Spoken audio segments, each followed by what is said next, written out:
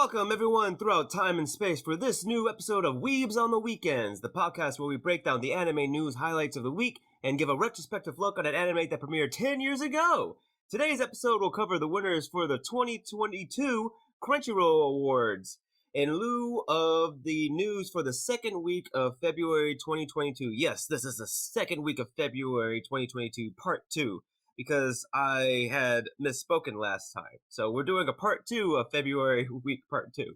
So also this episode, we will give our thoughts on whether to resurrect or rebury the 2012 anime franchise Tsuritama.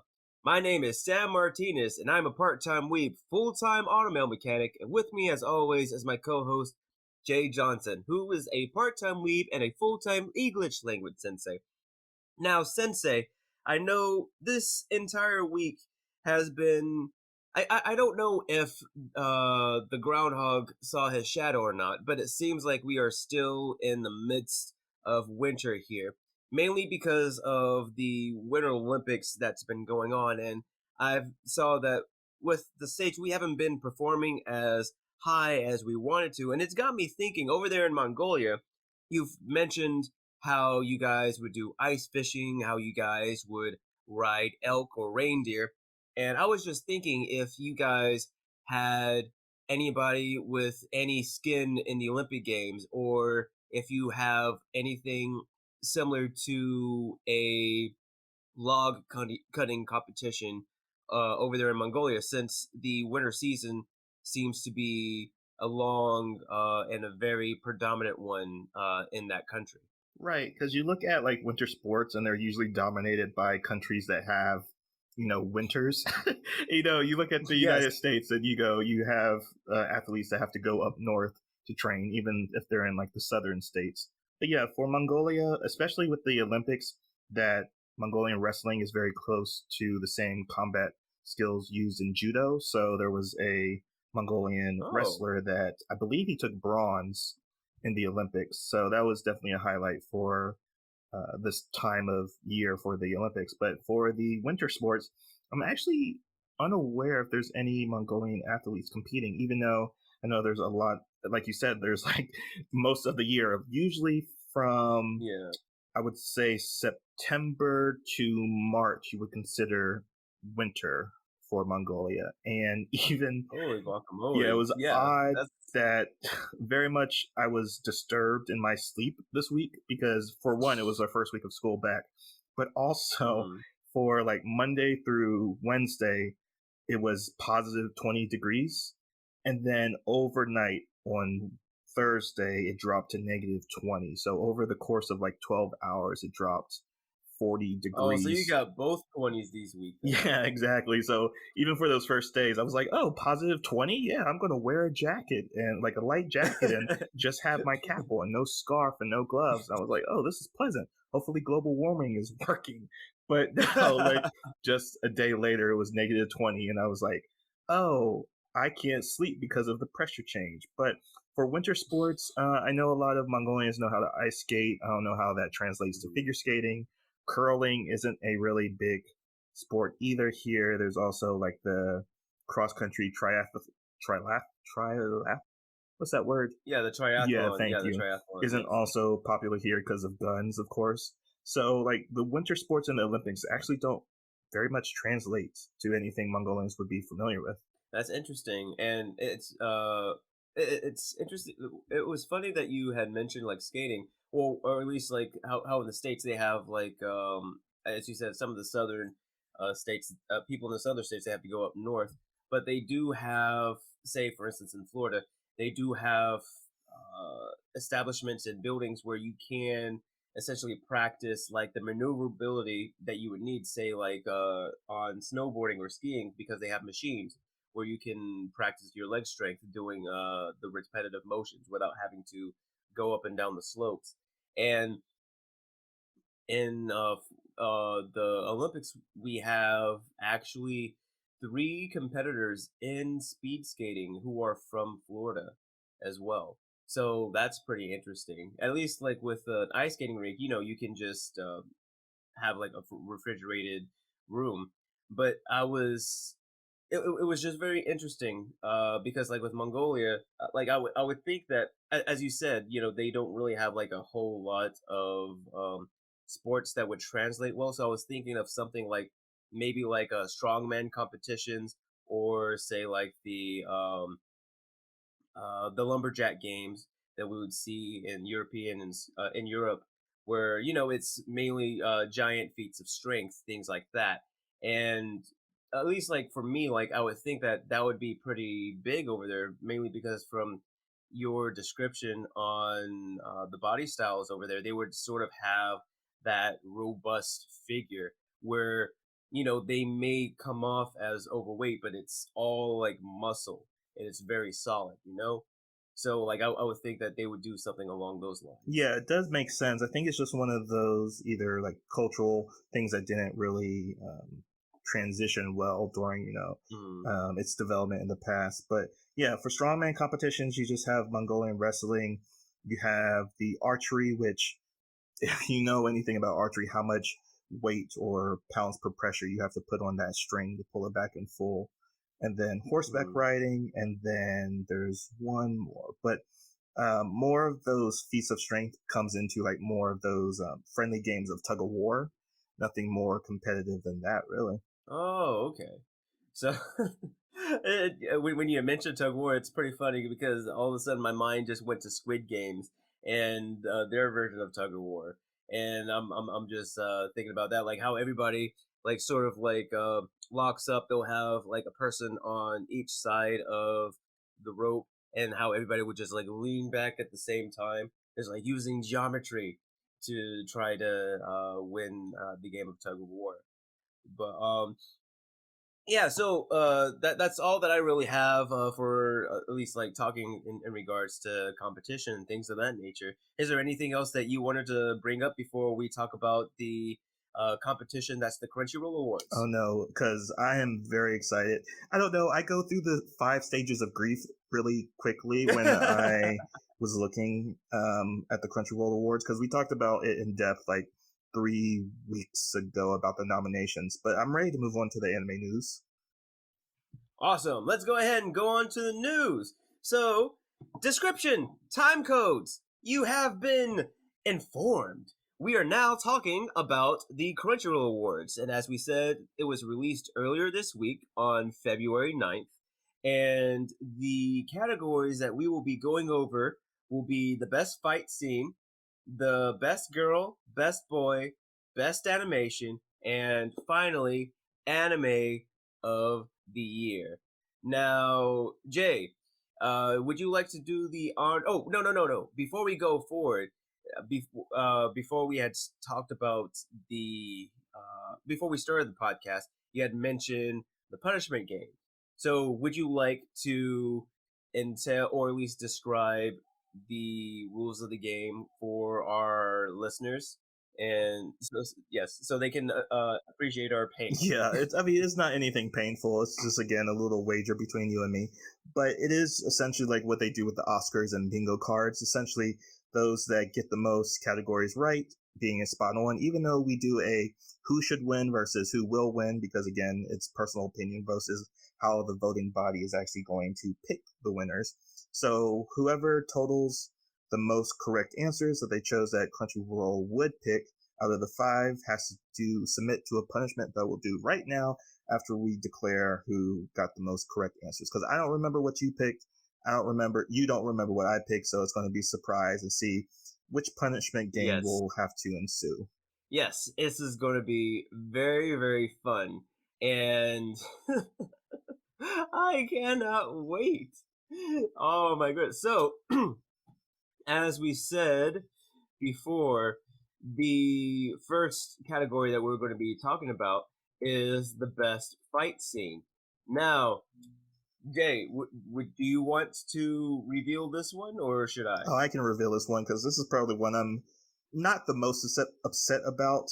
Okay, upset is a very strong word. This is the one that I'm like, I didn't even consider this as an option choice. So this is the best fights category where there were 5 nominees. I chose Yuji and Todo versus Hanami from Jujutsu Kaisen. What did you choose, Sam? So my personal pick was Yuji and Nobara versus Eso and Kijitsu, the blood poison All right, cool. brothers. So, and the winner was your pick with the No, no, no. Oh. The winner was your pick. Really? Yuji and Aoi, yeah, versus Hanami. Oh, interesting. I wrote down yours as the winner. Huh. Okay. Okay. Hold on, fact checking. No, don't fact check me. No, I would.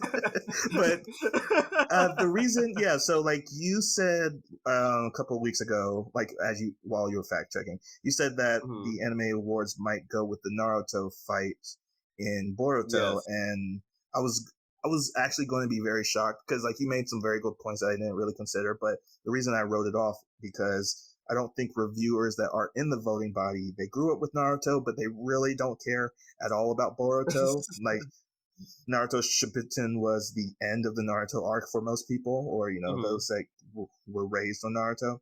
And even though that the choreography in that fight was actually done by the same choreographer that did the fight scene from part 1 with Naruto versus Sasuke in the Valley of the End, so there's like similar patterns of the fighting in that. So it was like, okay, I see that might be a reason. But again, like your pick was the Eso brothers, or I don't know what their name. They actually have a brother's name. Yeah, no. I call them the blood poison brothers blood poison because brothers, because that was essentially their power. But finishing up the check, yep. As I said, you were the winner for, or at least your personal pick was the winner for this scene. All right, wow. Okay. And yep, so I remember like my choice that Crunchy's pick was going to be Naruto, and your personal pick was Yuji versus Hanami. But was that the same one that you thought that Crunchyroll was going to pick? Yeah, because I didn't talk about this much in the last episode because about I think we got sidetracked with the Naruto talk, which we did again as well. But I went back and watched this fight, and bruh, it is 3 episodes long, and the build up to Todo as the quote unquote rival, friend, enemy, because like he gets introduced and he just beats the snot out of Megumi, and then again during the Tokyo sports arc or the Tokyo versus the other school arc, like they have to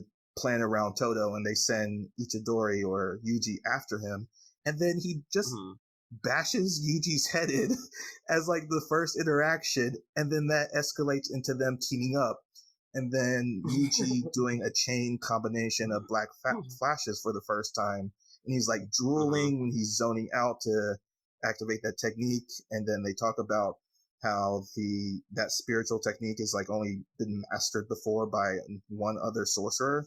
And then Todo's clapping, which came out with the meme. And it was like just so much fun rewatching it. I was like, oh, I'm glad I picked this because it lived up to the hype in my head. And then the fight that you chose, I was like, I don't even remember that fight.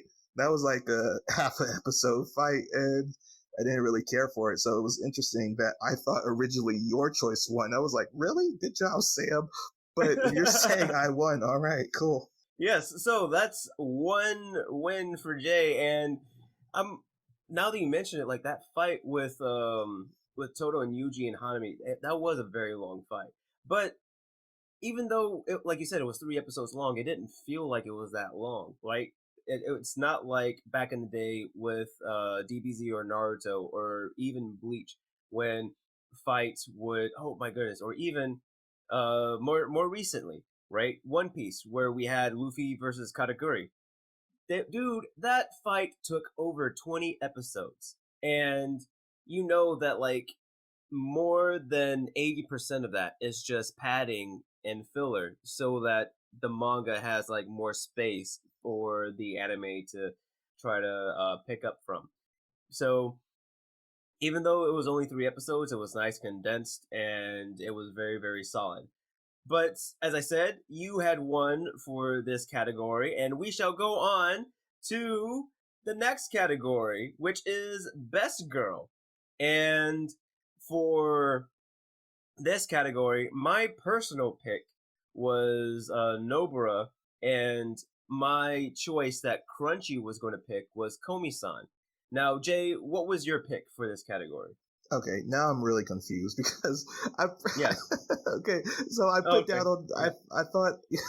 Sorry, I'm just laughing because I thought you won Okay. this Yeah. Go category on. as well because I remember you saying Nobra was like your choice, and I No, thought that's what no, Nobra, was your no, personal Nobra was choice, my right? personal. Okay, Yes, so I thought that Komi-san was gonna win for Crunchy, but Nobra is my personal one. okay, because Yes, spoiler alert, Nobra won, and Nobra. my choice was Yeah. also for the Crunchyroll pick was going to be Komi, and I'm actually not surprised because I make the distinction of best girl and best boy as like they have to have some kind of elements of I want to protect this person, while Nobra is just a Yeah. badass. But when you look at her growth in her character, like getting more familiar with Yuji and Megumi Mhm. and opening up, even though she doesn't have like a great presence in like her spiritual development, I guess, because like Megumi activates his domain expansion on the last I would episode. say, like with her, in terms of like her spirit energy, she's more technical. Like you said, she may not have a lot of it, but she can fine tune it enough to do very specific things. Like that's where her strength is, and we see that in that fight with the Poison Blood brothers. Right, because like her resonance is like very diverse in how it can be applied. But just meaning about like why I just say like, oh, she's not baby to me. she's like mommy, I guess, if you're going to put quotations around a Big word. Yeah, sister, okay, sure. But yeah, One-san. I also picked Comey. Going Mhm, back to my original point is that Comey has mhm. a communication disorder, and I was like, oh, that's probably why people didn't really vibe with her characters so much because best girl, you kind of have to see yourself being in a potential relationship with. I guess if you're going to connect Mhm. things, but it is like a thing of difficulty to get over if you're not really accepting of like disorders or disabilities in that way. So we both lost this category. Good. I want to change the rules next time. Damn it! I want to get a half point for that. But no, like I would say, like with this one really surprised me because I did not expect them to give Nobra as much love as she deserved. Like you said, she grew a lot, and that's why I chose her as my personal pick. Why I have a good appreciation for her. But onwards and upwards to the best boy category. So, Jay, why don't you tell us a little bit about this All one? right, so each category, which is, I think, a little odd that they only limit their nominations to 5 for each category. So Mm-hmm. for Best Boy, the winner is, or the, okay, so, oh yeah, so my pick was the winner, but it's Boji from Ranking of Kings. Who did you pick for Mm-hmm. winner? So Boji was my personal, but I thought that Crunchy's pick was going to be Miyamura from Horimiya. Oh, right, So I yeah. lost this one. Okay, understandable. Yeah, because I commented on that time that best Mm-hmm. girl and best boy usually have like a pairing. So usually, if best Mm-hmm. boy wins, then the best girl needs to be nominated. But I forgot her name in the Hori. Oh, Hori, of course. Hori wasn't nominated for best girl, so since she didn't get nominated, he wasn't going to win. Was my reasoning for leaving him off my list. But all Okay. right, cool. So yeah, best boy went to Boji from Ranking of Kings. So that's another check in the box for me, right? Yep. Okay. Ooh, That's two for you, all right, Jay. sweet, sweet, sweet. Now we're coming up to the category that makes me angry, but I'll let you take that. Oh, best animation? Okay. So, for the best animation, I chose that Crunchy was going to pick the Demon Slayer Mugen Train arc. And Jay, what was your pick again? That you thought that Crunchyroll was going to pick? Yeah, I thought they were going to pick Moshoku Tensei, Jobless Reincarnation, but you Hmm. won, which I didn't know that was your pick until just now. But So, like, again, like with this one, like, that was what I thought that Crunchy was going to choose, and that's what I went with. My personal one is Mashoku Tensei, pretty much probably for the same reasons that you chose Mashoku Tensei. But yeah, so Mashoku yeah, Tensei was created from whole cloth from a new studio called Studio Bind, mm, and I think it's a thing of there is a Okay, you see now I'm breathing to try to calm down my anger from the stages of grief. But it is a thing of Studio Ufotable has always been a high budget studio creating some of the most Yeah. beautiful animation there is. And I was not captured or enraptured by the animation in the Mugen Train arc because it was the Mugen Train arc, which we've already seen. Yes. So we don't cover best movies with our little back and forth, but Mugen Train also won Best Movie of the Year, also won 5 other categories, and the Mugen Train movie won 3 awards. So it's such an odd thing. So for the same material, it won 8 awards out of the 26 awards that the Crunchyroll gives out annually, of course. And that's such a bizarre thing that I was like, I had to take a deep breath because yes, it's done by Studio Ufotable, but the only part of that the movie that stands out that they would show is the fight between Rengoku and Akaza, the upper third demon. Yeah, the warrior monk demon. Yeah, and then immediately as the Crunchyroll Awards came out, the previous weekend there was the Tengen, the Demon Slayer boys versus the upper six demon, which far outpaces the Rengoku Akaza. It surpasses all of them. Like even like episode 19, even Rengoku. Right. It's the new staple. Just like all the insanity that goes on, and it's like this should be in a movie. Why is this not in a movie? Right. So it immediately, for this most recent fight in Demon Slayer, it's going to definitely get a nomination for next year's Crunchyroll Awards. And I was so impressed with like how it was animated. I was so curious about how much the episode cost. And the only statistics I found about the episode was that the background art was done by a Vietnamese animation studio, which cost $80,000 just for background art alone. So seriously, yeah, and that is for most anime episodes range around like 1,500,000 an episode. So that means half of their normal budget might have went towards background art and then added on to the fight scene choreography and the voice acting and everything else, the scoring. I'm like, bro, they probably spent $250,000 or $300,000 on this one episode, and it shows. They are here for it. They are putting their impression out there, and I have to say, like, especially like the cuts at the end of these last 3 episodes, I was like always nail biting and on the edge of my seat, and I loved it and I hated it because they know what you're doing. They know what they're doing. They know how to hook you in for the next episode. Yeah, for cliffhangers, it's very artfully done. Yeah. And as you said, like having Mugen Train win literally the weekend after they drop something that's, makes Mugen Train seem like it's basically drawn by a 5-year-old. It kind of throws a slap in your face, especially when there's other works in the same category nominated, like Mushoku Tensei or Vivi Fluoride's Ice Song.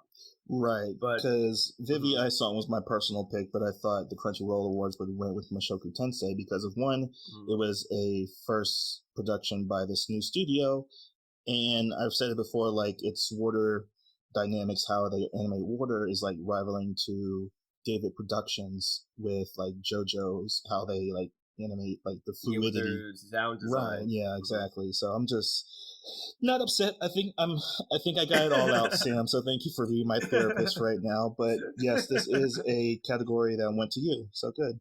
All right. Oh well, no, yeah. It did go to me, and so hopefully with this one, that's something that we have to think about. Is like tiebreakers if we ever run into tiebreakers. But that's something that we can run into if we run into it. The next and last category that we have are the anime of the year. Now, for this one, I chose that Crunchy was going to pick Jujutsu Kaisen just because, as you said before, with Attack on Titan and with Jujutsu Kaisen, the way that their seasons and their cores were staggered, it seemed like they were going to get multiple awards, even though they had won the previous year. And from what we have talked about, with the character development, the fight scenes, things like that, I thought that Jujutsu Kaisen was going to be a sure-in. Jay, what was your pick that Crunchyroll was going to choose? Yeah, so this is a thing that really shook up the Crunchyroll Awards this year. So again, like Crunchyroll Awards is just in its 6 years of existence right now. So there's been some changes over the past couple of years, like getting like a good solid base. Because like previously they had awards like Best Continuing Series, Most Heartwarming Scene, Best CGI, and then side note that Eren Yeager won for Best Antagonist, which sent me into a drinking spiral if I was a drinker. But yeah, that's also a category that changed from hero and villain I of would the just say year. real quick, Jay, real quick before I forget, I would just say, did you say that you would you have say that you would have liked to rage at that moment? um, I know I raged already, but keeping it controlled for the podcast. But yeah, it is a Yes. category that was originally like heroes and villains, and then best hero and villain of the year, and then became protagonist and antagonist. And again, it's kind of indicative of the nomination body not actually knowing, or maybe just giving this award to Eren Yeager for obvious reasons of how well Ishiyama has written him and the turn of his character, just to give him an award for, fictional reasons, I guess. But Eren Yeager is not the antagonist of the story of Attack on Titan. He's still the protagonist. It doesn't change. He may be a villain now, but he's still the hero. I mean, he may be a villain, but he's still the protagonist. But anyways, back to the main Yeah. topic. I chose Attack on Titan. That's why I was going into the Eren Yeager thing. But I chose Attack on Titan Okay. Cores 1 for the winner that Crunchyroll would have picked.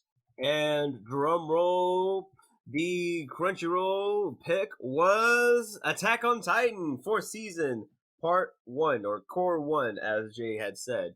And Jay, what was your insight for their choice in this category? Yeah, why did you think that they were going to go with this yeah, choice? it's very odd because of now they set the precedence that 12 episodes can outrule 24, 26 episodes of an anime, and that kind of sucks. And I had the personal choice that they should choose Jujutsu Kaisen, but that would also mean awarding it for 2 years being the best anime, and that literally can't happen because that's not how awards work.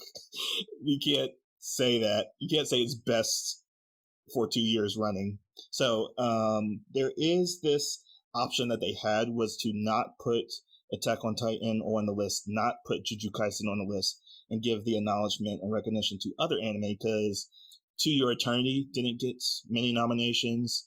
Odd Taxi, which is probably a lot of reviewers' personal favorites of the year, as well as like 86. Odd Taxi got a couple of awards though. They got two. Yeah. They got several they got Best nominations and then Director. 2 awards. Yeah. Mhm. But like giving it to best anime is like really high praise and really puts Yeah. people's eyes on it. Same thing with like Clink Click or Link Click, Yes. as well as like a Chinese production, which again is burgeoning into the anime scene with a lot of more Chinese animes produced by Billy. But anyways, they could have went the route of not putting both these animes on the list and giving more spotlight to other animes, but then they would have got a lot of backlash of leaving them off the list. So I think it was one of those balancing acts that they chose the lesser of two evils to go with, to say that, we're going to nominate the same anime we've already nominated, and also say that 12 episodes, as long as you have good 12 episodes, no matter how garbage the ending might be, Attack on Titan might end up with like, it was all a dream, or Eren was playing a No, don't video say that. game, or like it literally could pull a Darling in the Franxx ending with like just bizarre thing of, oh well, this doesn't make any sense now, and it's now my worst anime of all time because it was so good. But as long as you have a good 12 episodes, okay, it could be anime of the year. But yeah, it's a very prickly situation they put the whole anime community in now. So I'm glad I won this category. But you have any thoughts about it, Sam? I would say, as you said, the Crunchyroll Awards are still young. This was their 5th year, and they're still workshopping a whole lot. As you mentioned earlier, there was a whole bunch of other categories that they wanted to do to showcase a lot of what makes anime anime. They would have like the most surprising scenes, or um, they probably trying to highlight and support tropes that you only see in anime. As you said, the best girl and the best boy awards. That's only something that you would see in the anime category or in the genre of anime. And with the way that anime is released, it's very weird. So them navigating uh, the waters and trying to figure out what presence that they want to have in the community. It's still being workshopped, and as we said before, with the Crunchyroll Awards, it's I would say it's probably akin to say Nickelodeon's Teen Choice Awards, in the sense that there's not really a an official body that combs over anime like this. And even though Crunchyroll is sort of the first entity to do that, it's still very much like Nickelodeon, where it's like it's for fans by fans, right? So it's trying to do the same thing that Emmys do while being on the same standing as the silver screen or fans bodies would do. So it's a fun thing, and I guess like once they realize what they need to do, how they need to focus on it moving forward, it can probably be considered more rigorous or more tasteful, and a sort of like a or where the Crunchyroll Awards can be viewed as more of a tasteful critics' view on the anime genre. It's just not going to be now or within the next few years because they're still trying to fine tune their palette, so to speak.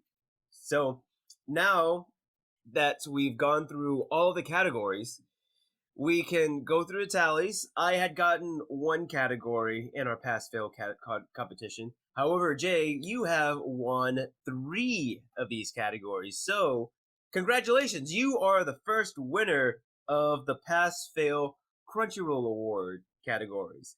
And now it's time for you to give me my punishment. Yeah, okay, so Nah. can you share what your punishment for me was going to be? So my punishment for you, it was going to be something that was specific to this episode.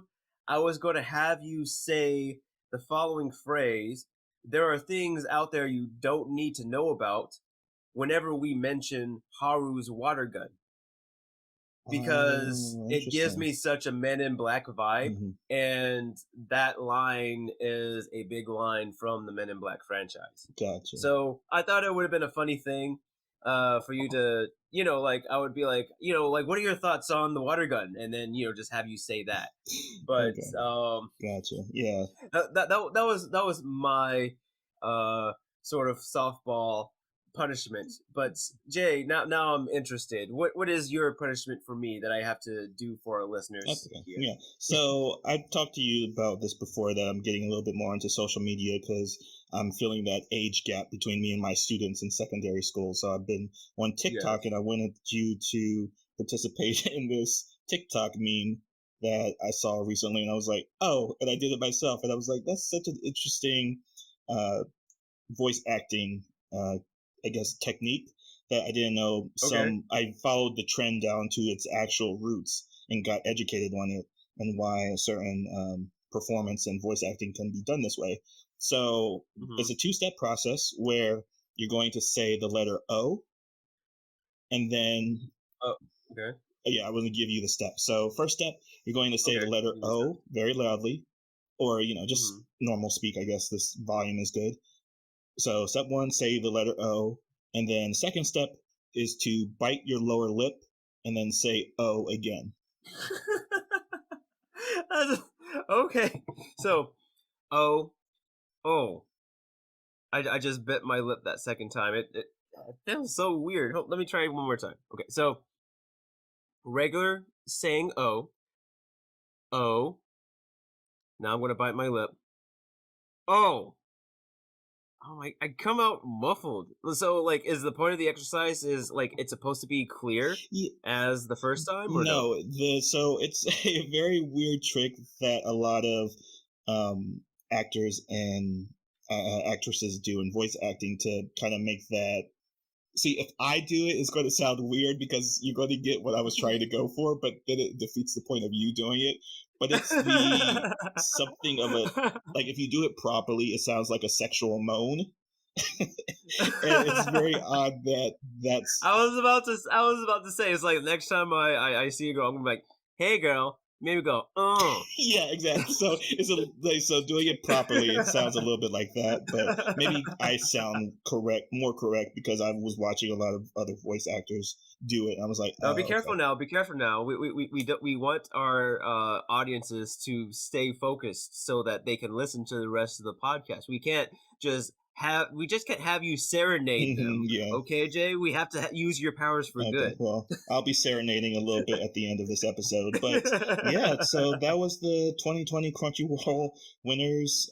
Very small punishment game, and we'll probably follow this up next year. Probably do probably a larger body for the category, so like you get a fairer shot, and maybe delve a little bit maybe into the voice actor categories because there's over there's over 8 voice acting categories out of the 26 Yeah, I awards, and it's like, saw wow, that's a that. lot for the Mhm. to give credit to that Crunchyroll is like spotlighting their voice actors. But yeah, for the totals, it was Juju Kaisen had 7 wins. The Mugen Train arc for the anime of Demon Slayer had 5. Attack on Titan had 5. Mugen Train the movie had 3, and then Odd Taxi had 2. So that basically wraps up our talks about the Crunchyroll Awards for another year. But Sam, we have an anime to talk about now. Yes, we have an anime about adolescents, fish, and possibly aliens? So, again, description, time codes. We are now going to be talking about Tsuritama. And Jay, this was your pick. Once again, Yeah, right. how have you heard about this? How have you heard about this anime? Or was this your first time hearing it? This was like going through the list of 2012 animes, my first time looking at it because the one thing that really caught my eye, because you and me watched Sunny Boy Hmm. last year, yes, and Yes. the artistic style or the color design very much reminded me of that because there's this very oversaturation of pastoral colors in the anime. I was like, oh, I wonder if it was done by the same person that did Sunny Boy. Nope.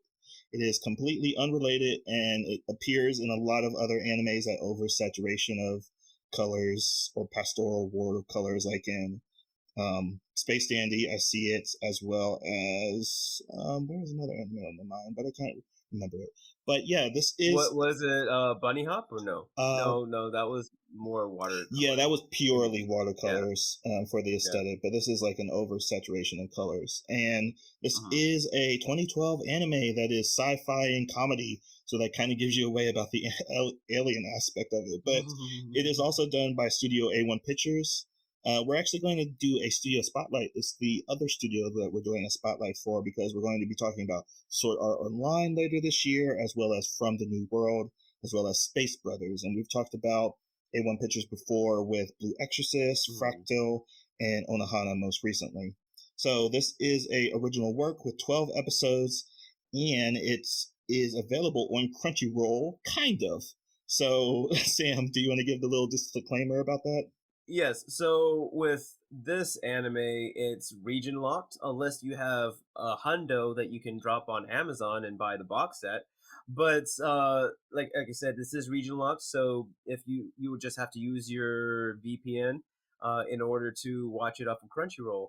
And it was interesting that you had mentioned that it was an original source because when I was watching it, it feels very, very well thought out. And I'm not saying that a lot of originals don't feel thought out. Well, I mean, they really don't. Because I'm trying to think, the last original that I saw that felt this thought out was Vivi Eyes Fluorites. Oh no. That wasn't original.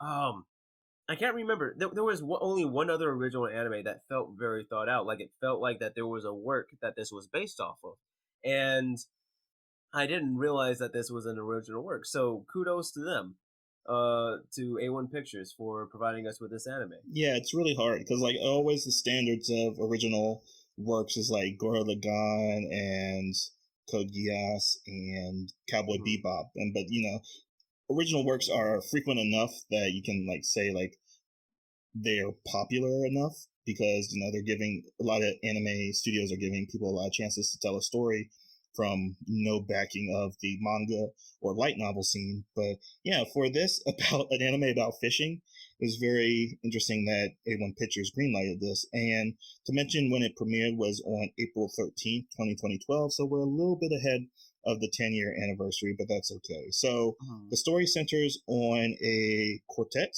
I guess that's what you call a group of four outside of music, of high school boys. Yeah, and also within music, but yeah, of high school boys who are tasked by fellow students claiming to be an alien to save the world from a mysterious threat in the deep ocean. And this anime does fall into a category that I think does exist about Japan producing anime to promote tourism. So the domestic tourism scene is way larger than the international tourism scene in Japan because a lot of Japanese companies have this very rigorous vacation schedule where you can't really afford 3 to 4 days just traveling abroad to somewhere. So this is set in the location of Enoshima,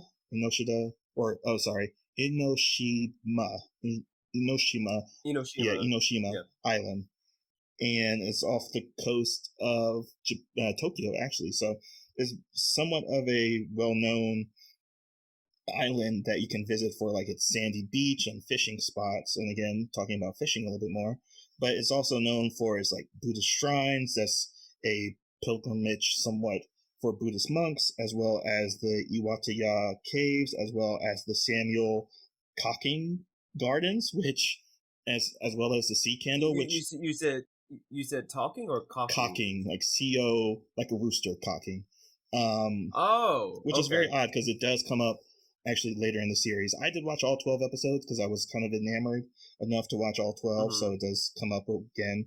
And this island also appears in a couple other animes like Radical or the Bunny Girl Senpai, that anime, as well as Elfen Lied.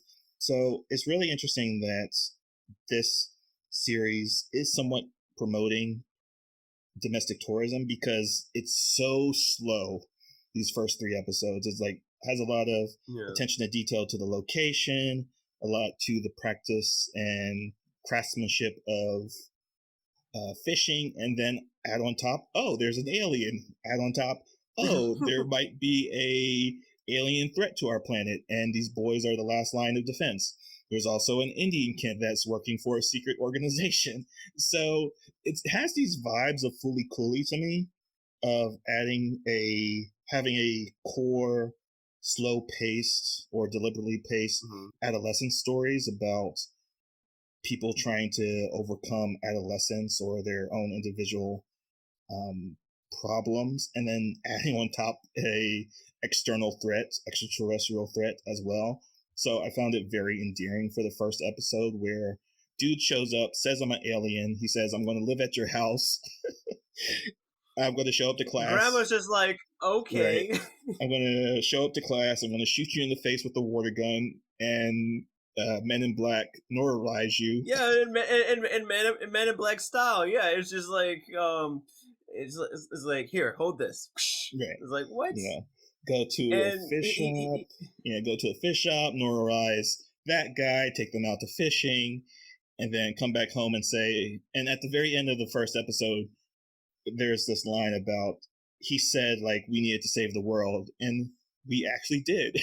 So it's like such a weird way to end the first episode, but it immediately hooks you into the premise. So what I got from, why I picked this was like the feel that it might be related to Sunny Boy, but I stayed for such a wholesome story about adolescence and people that need to find friends in their lives. But Sam, what about this? Tell me how you feeling.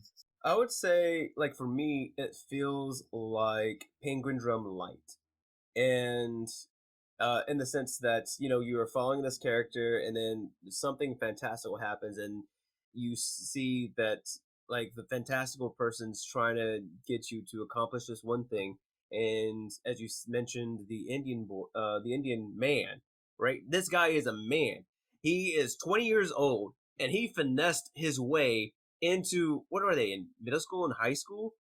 Pretty much playing 21 Jump Street so that he can follow the main character and the alien. And he always walks around with this duck named Tapioca, and nobody thinks it's weird. I mean, if anything, all the people want to pet the duck. The only one that doesn't want anything to do with the duck is the alien. It's like cats and dogs, and he's the cat trying to get away from the dog, which is the duck. And um no, just to go back to my point, like, it feels like very Penguin Drum Light in the sense that, like, you sense that there is a bigger picture, but because of that slow pace, like, you have a proper build up to it. You get a sense of the characters, who they are, and you feel very grounded in their problems. For instance, the character Natsuki that's helping our main character Yuki and the alien Haru in fishing, because Haru, the alien, he wants to fish, but apparently he needs Yuki to fish for some reason. It seems like they're going to explain that later. And Yuki doesn't know how to fish, but Natsuki used to be a competitor fisherman. And we learn, like, he has a backstory. Something happened with his mom, we don't really know. And his dad is taking care of him and his sister. His dad's trying to see other people, and he feels some sort of way about that. And like, us following Yuki and Haru, like, we have a sense of, like, oh, like, this guy's going through emotional things, and we have to try and help him to overcome those so that we can have Yuki learn how to fish. And like, it gives you a sense of these characters, that they're real, so to speak, and it makes you want to root for them. And I also like the visuals. So, like, with Yuki, he is social anxiety personified, right? He has a hard time introducing himself to class, even though he's had to move around several times because his grandmother's always changing jobs. And every time he gets into a situation that he doesn't know what to do, he just flips out. So whereas Komi-san, she's so anxious that she can't speak, he's sort of anxious as well, but he expresses it physically and he's still embarrassed about it. Like, his face starts to scrunch up and he starts having an angry face. So, like, if somebody is like, hey, why are you doing this thing? And he doesn't know, like, his face just scrunches up. Is like, and so just makes the situation that more awkward, and he makes the other person more aggravated because his face is all scrunched up. But the one thing that I really like is whenever he is deep in anxiety, the anime makes it seem like he's drowning. And whenever he's fishing, or whenever Haru comes on the scene to pull him out of himself, we see him being pulled out of the water of his anxiety, and he gets to be himself without being held back. And I really, really appreciate that artistic depiction in regards to that. It's just very, very well, and I wanted to keep watching it too. I think I was on episode 6 or 7 before I had to stop because of other things going on in my life. But Jay, I mean, do you have any thoughts? I mean, you've seen the entire premise of the show. Like, does it seem like the show wraps up very well? Is it as well thought out as it seemed to be? Like, does it have a very satisfying ending? I want to save that comment for later. I'll probably put this Okay. on. I mean, as I would say right now, it's on my top 10 list for the year, even though we've only covered like 5 anime so far. But there's some Yeah. anime I'm not even going to think about putting on my list. But just keeping to the 3 episode ruling that we have because of that's Mm-hmm. the non spoiler aspect of the No show, just because spoilers. it Yeah. sets up everything. And just to talk a little bit more, because I like the same thing that you brought up about the visual representation of his social anxiety manifesting, and it's really hard to really capture that in a believable way to Mm-hmm. convey to the audience because not everyone has social anxiety. It's not terribly commonplace, but it does feel like drowning sometimes. And even when you're in a situation with you're in a crowded room or you're in a crowded room or in a crowd by yourself, you do feel like you can be underwater. That additional pressure on your chest. It can be hard to breathe. But like you said, like the other manifestation of his anxiety is like scrunching up his face because he doesn't really know how to physically cope because all he has is his grandmother, his parents are out of the scene for some unknown reason for right Mm-hmm. now. And he's been a transfer student for most of his high school life. And his, like what you said, like he hasn't nailed down the introduction parts to being around other people. He's still a flawed character, and all the other characters are flawed. Haru is an alien, which they don't really shy away from. They just like he gets a neuralizer and he's like, oh yeah, I'm an alien. Like everywhere he goes, I'm an alien. He introduces himself to the class that he It's transferred so to. funny. Like he's so open about it, right? But like people just act like he's still in that Chunbyo phase, where it's like, okay, cool kid, yeah, yeah, you're an alien. We're gonna play along.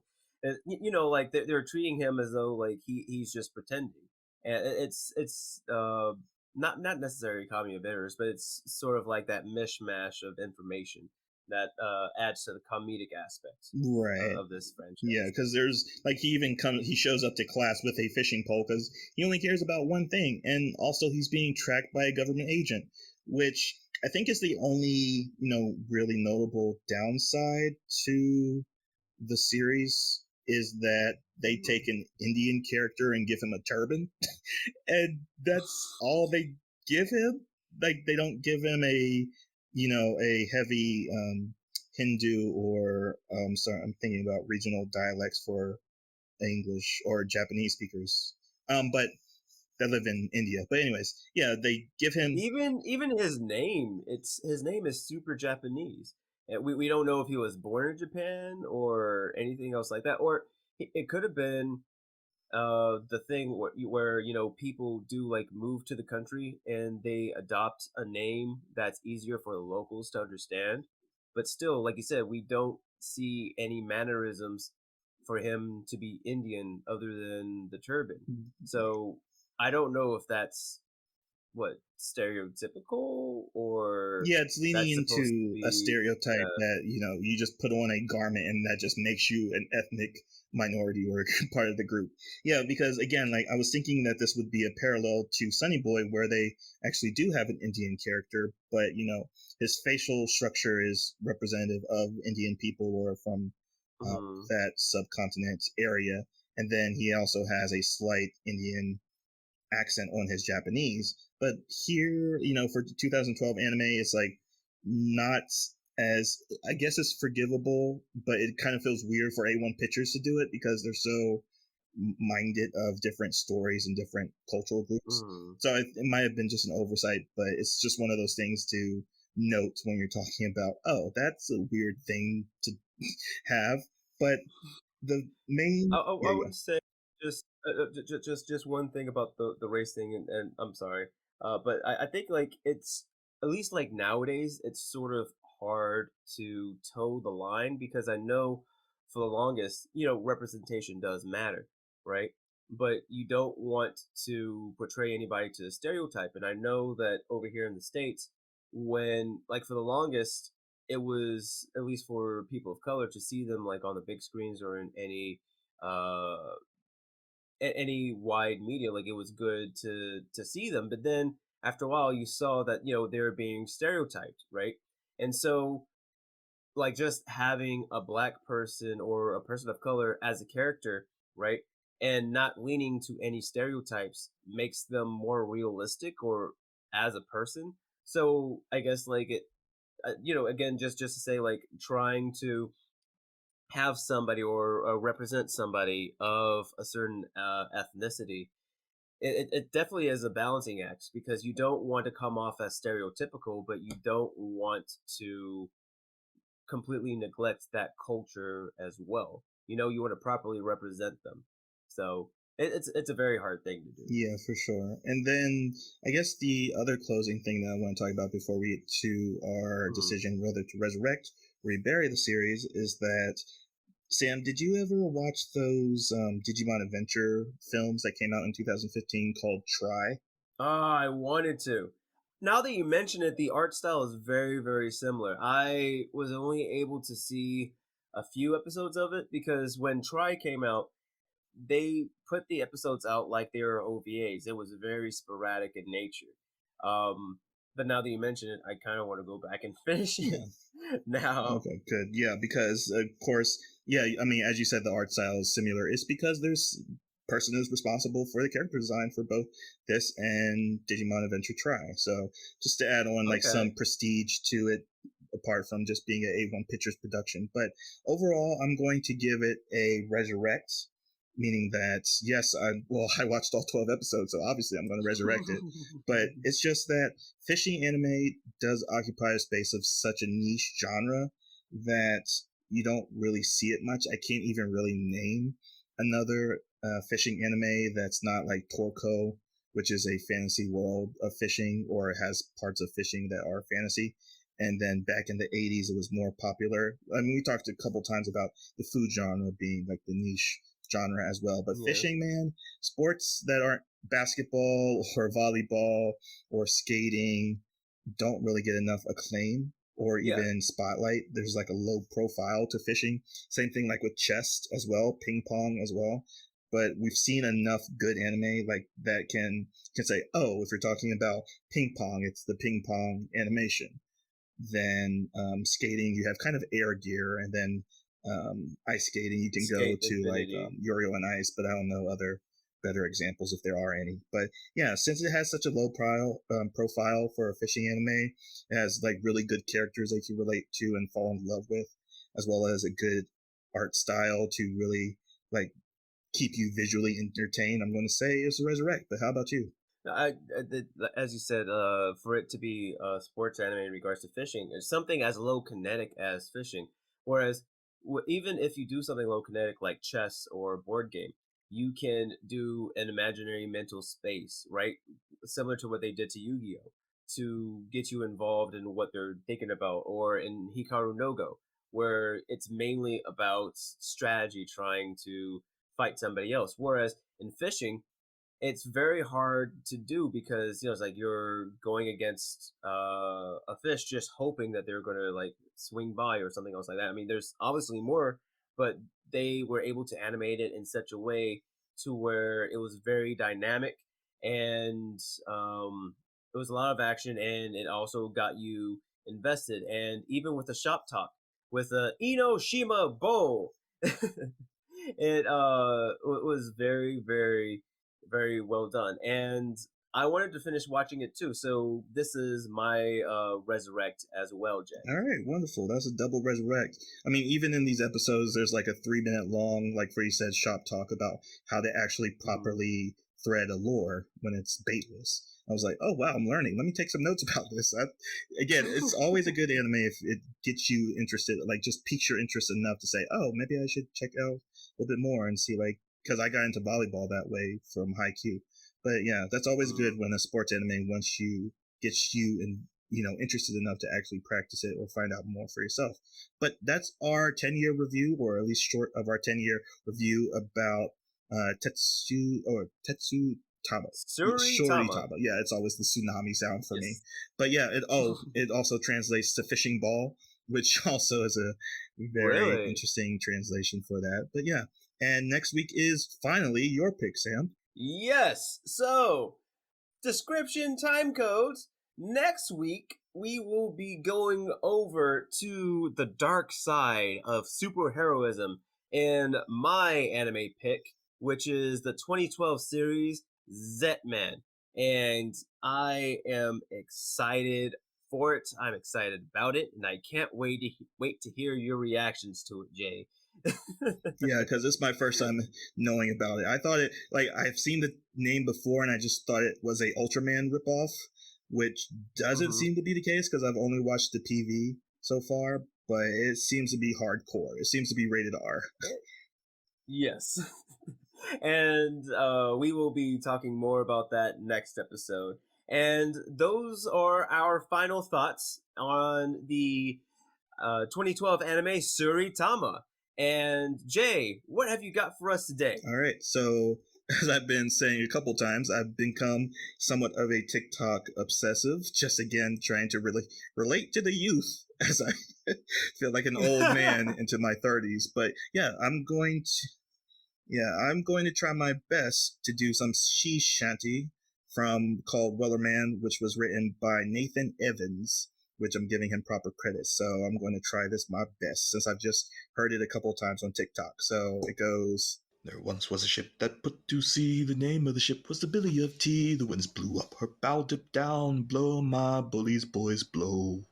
Soon may the weathermen come to bring us sugar, tea, and rum. One day when the tugging is done, we'll take our leave and go.